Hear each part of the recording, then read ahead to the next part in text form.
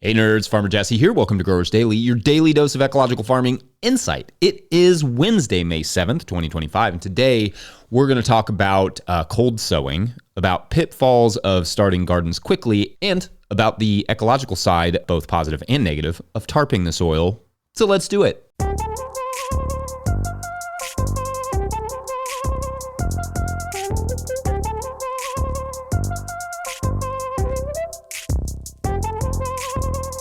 All right, well, welcome to the midweek, everyone. I think that's what we call it. We are halfway there, wherever there is, so that's fun. I officially got our sweet potatoes in the ground yesterday, which is always an exciting time. I'm not the most excited about that piece of ground for the wetness. It's just like the wettest part of our farm, but the soil is nice, and if it's a dry summer, that will work in our favor, in theory. Also, because I'm using this new slip method where the slips are incredibly small and don't really have roots on them, I also covered them with shade cloth just to see them through the establishment phase. I also transplanted some broom corn into one of the beds, like right down the middle, and sowed some popcorn in two of the others because, well, at least for the corn, that's a pairing that has worked well for us in the past, in a wetter year at least. So hoping that goes well again in our favor. It's not necessarily one I'm recommending, it's just one I'm doing because that's how I roll. But that ground was partially prepared by summer cover crops last year and then tarped over the winter, effectively just pull the tarps and rake and then plant. That's how I usually do it. And we've been using tarps to prepare the soil for sweet potatoes and to manage weeds and hold soil in place for many years at this point. For sure, there are a lot of negative things one could say about using tarps on soil. Unquestionably, it's a ton of plastic and may shed some microplastics among other risk factors that we'll discuss. But if there is a plus side, and to some of you, this will definitely not come off as a plus side, it's that there are a few beneficial creatures that absolutely adore our tarps. Frogs and toads often take up residence on or around our tarps. Some spiders, many ants, which I used to appreciate but have recently become less fond of because they are ubiquitous. But perhaps most enthusiastic or abundant of all of them is the eastern garter snake. So let's start there. One of the main complaints or concerns people have with tarping is the moles and voles that may come along with it, which in my experience is somewhat true here in Kentucky and may even be more so in regions with heavier populations of ground rodents, affectionately referred to by no one as grodents, but it could be. The eastern garter snake, and to a lesser extent the eastern black snake, is a good friend to have around to manage rodent populations. They are non-venomous, smaller snakes that are somewhat opportunistic in their diets. Garters have been found to eat small fish if living nearby fisheries, so very opportunistic, but generally eat all sorts of pests from slugs and snails to grasshoppers, plus some good guys like earthworms or potentially less wanted worms like jumping worms, which we will discuss for an episode soon. But also they eat things like smaller rodents, some smaller snakes, and basically a lot of life that loves our crops and live near, on, or around our tarps. So in that way, tarps have, completely anecdotally, and this isn't necessarily promotional of them, but they have increased our populations, or at least sightings of garter snakes, which I generally view in its current state as a good thing, though more on that in a minute. On the negative ecological side, beyond microplastics and the like, is something that I learned recently. Shouts to Eric Nordell for sending it to me. A very interesting study covered in a webinar called Vegetable Production in No-Till Terminated Cover Crops, which discussed about, 21 minutes in, if you watch it, the loss of carbon dioxide under tarps versus not under tarps, and essentially found a greater increase in CO2 loss under the tarps, basically that CO2 could be wasted faster and more aggressively, perhaps because of the heat from the tarp, at least for a time, than other soil practices, including, interestingly enough, tillage in this study. CO2 coming from soil like that means that the soil is consuming carbon-based things like roots or other microbes or whatever, or in this case, obviously, like the cover crop residue, and it's being off-gassed. Then, with no plants above the soil to recapture that CO2, like in the carbon cycle, because of the giant tarp sitting there, it's just getting lost to the atmosphere, which isn't great. So using the tarps in the beginning to get, say, Bermuda grass in check is a really helpful use of the tarps that can help establish gardens for many years to come. Or using them to hold soil in place after an initial tillage event, or even using tarps to help with weeding plots that got neglected and got a little weedy, or even potentially just increasing some good guy ecology like the snakes. There are many potential positives, or at least helpful things they can do. However, those negatives like microplastics and plastic waste and even perhaps CO2 loss now are not great and also must be appreciated, recognized. Of course, it's not just the plastic though. On that like more ecological side, like the snake thing, it's possible that the populations that I'm enjoying now could actually get out of hand. And if they didn't have adequate food, these snakes, for their populations, they may start terrorizing baby birds or decreasing diversity of other species that I do want around, which, as much as I love me some snakes, would not be okay. I'm glad I got a good population of snakes rolling. Big fan. But I think, especially for us, we've been trying to do it for years, but moving away from giant plastics like this is definitely the right call for us now, especially when the CO2 loss is taken into consideration. That's your organic matter blowing away in gas form, plus the ecological imbalances it may create, plus the plastic waste, of course, all of it. Anyway, thoughts on ecology and tarping, anything that you've seen that's been interesting, let us know. Otherwise, we're going to take a quick break. And when we return, pitfalls of starting a garden quickly, BRB. Today's episode is brought to you by Farmhand. I started a CSA to grow food and build community, not to drown in admin work. Spreadsheets, emails, and pack lists take up too much time. If I could spend less time at my desk and more in the field, that'd be a win. Enter Farmhand. Farmhand automates billing, newsletters, websites, and member support, saving CSA farmers 20 plus hours a week.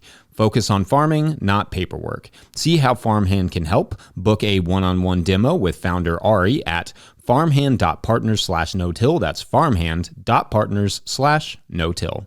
All right, back to the show.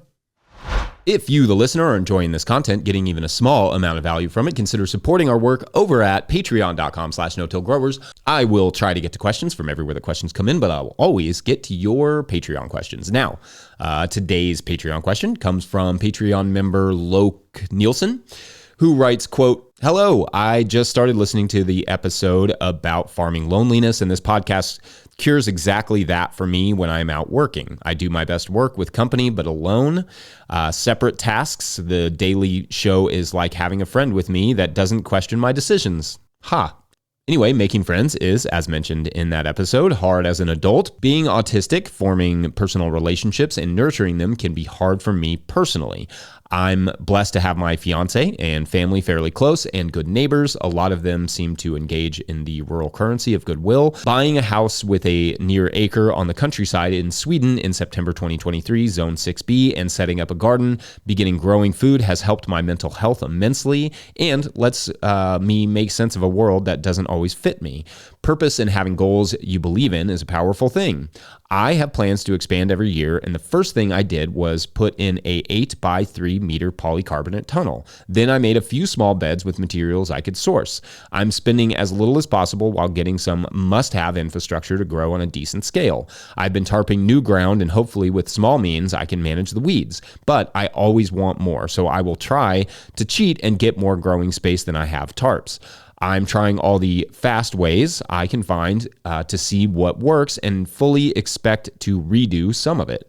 Can you think of any obvious pitfalls to avoid here? End quote. All right, awesome. So Loke actually had another question that I will save for the third segment, but let's just talk a bit about this idea of starting a fast garden and some of the risks there. I did cover this in a video that I will post in the show notes. I don't remember what it's called offhand about starting gardens, but I will post that in the show notes. So if you're curious kind of what some of these methods are, you can watch that. All right, so let's just talk a little bit about this idea of starting gardens fast. First, it isn't laid out what Loke is referring to specifically, which of those systems when they mention starting a garden fast. So it's hard to know what the specific pitfalls could be because each one could be a little different. But generally, when someone like myself talks about starting a garden quickly or fast, they are referring to tilling or flipping the soil in some fashion, like just getting it opened up quickly so that you can put plants in it. And to be sure, there are ways that you can do that have a garden ready to go in a matter of days, in theory. For instance, on a smaller scale, perhaps it's something like double digging, where you scoop the soil into a wheelbarrow, creating a large ditch. Then you move over and start digging another ditch, flipping that soil into the old ditch. When you get to the last ditch you want to dig, you replace it with the soil from the first ditch. Basically, a very labor-intensive way to till the soil, but effective on a small scale, or if you don't have a tiller for preparing the soil quickly. Or maybe you mow the soil really close to the ground and till over it a few times over the course of a week or so. Perhaps by fast, you mean just applying a ton of compost over top of some tightly mowed grass and then planting that into that soon thereafter. The tillage, either mechanical or double digging, your primary issue with with that is going to be weeds in the first season.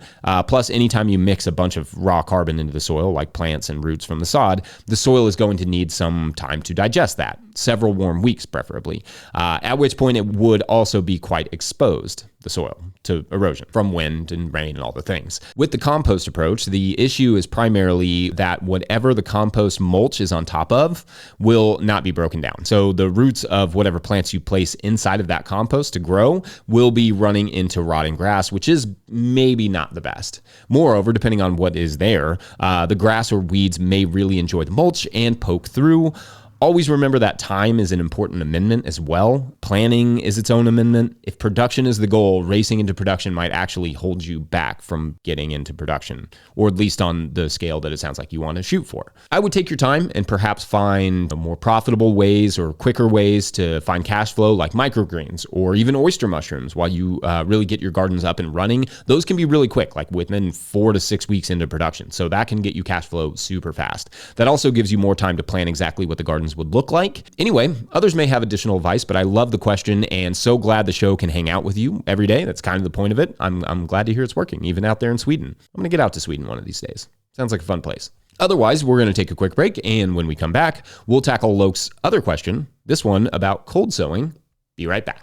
Today's episode is also brought to you by FarmRaise. Still using QuickBooks for your farm's bookkeeping? You're wasting time and losing money. Farm finances can be overwhelming, but they don't have to be. FarmRaise Tracks is the all-in-one tool built just for farmers. Manage expenses, prep for taxes, run payroll, and plan for the future without spreadsheets or stress. Just clear, organized insights to keep your operation thriving. Thousands of farmers trust Tracks to make smart financial decisions all year long.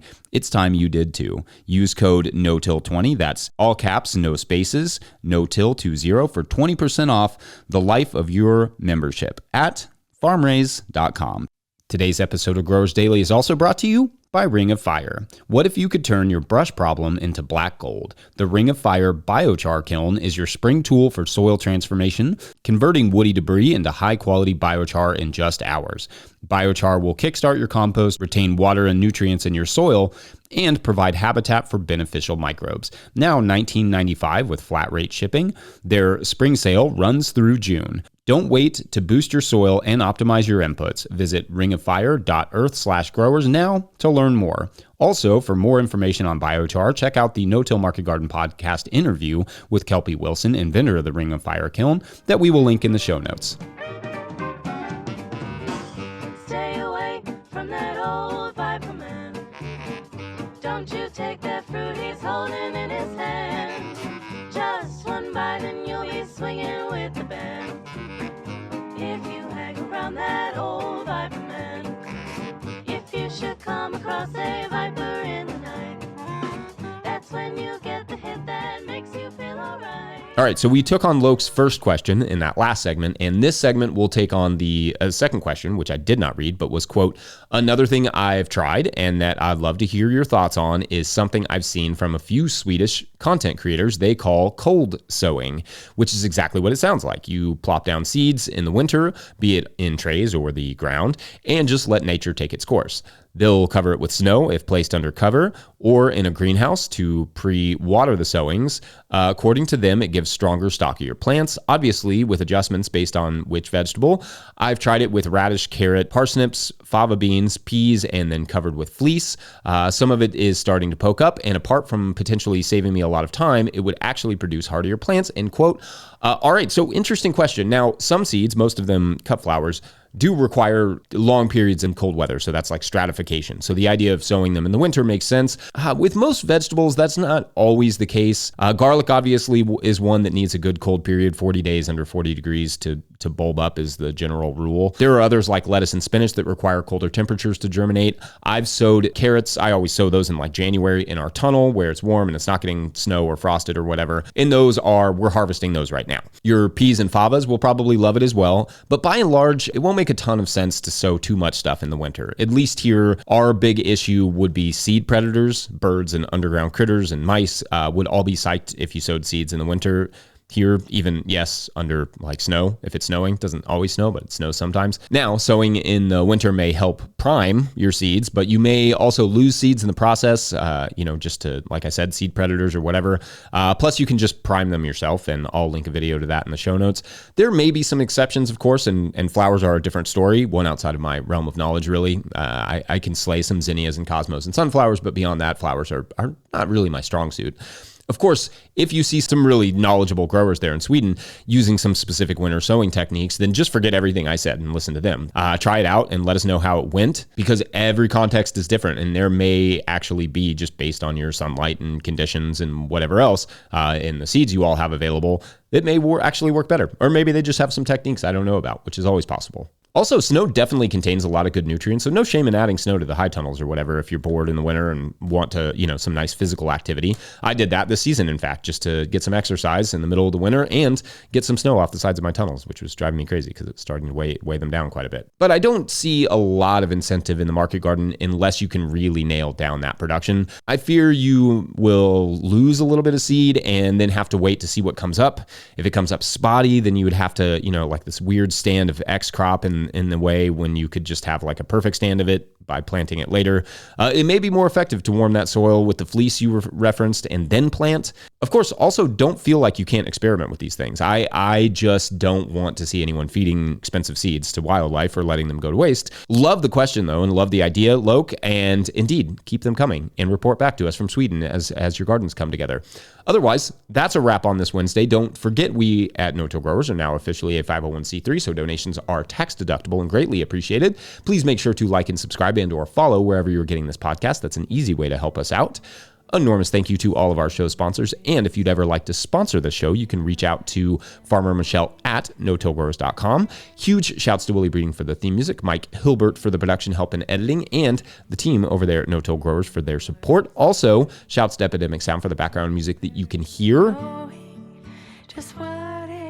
Pick up a copy of the Living Soil Handbook by myself or The Seed Farmer by Dan Brisebois over at no-tillgrowers.com. That helps to support our work when you buy it from us.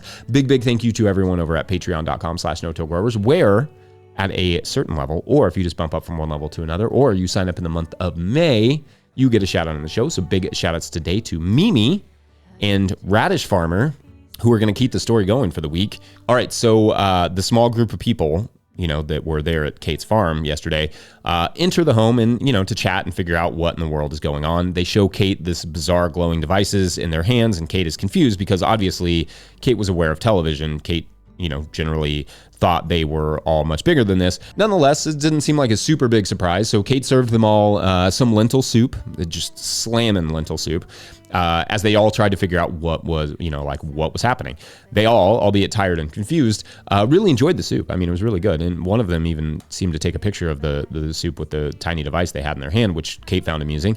Then Kate asked, so where are you all from? And the group collectively were all from a walking tour based around the Ramones in New York City.